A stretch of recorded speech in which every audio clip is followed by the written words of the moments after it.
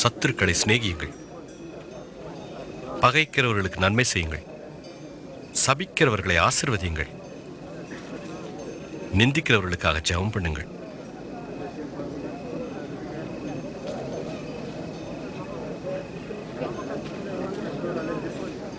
உன்னை ஒரு கன்னத்தில் அறைகிறவனுக்கு மறு கன்னத்தையும் காண்பி.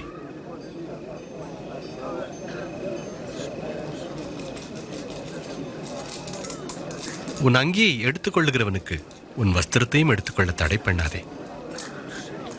உன்னிடத்தில் கேட்கிற எவனுக்கும் கொடு.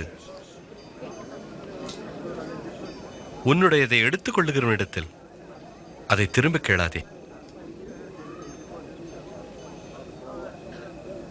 நீங்கள் பிறரிடத்தில் எதிர்பார்ப்பதை மற்றவர்களுக்கும் செய்யுங்கள்.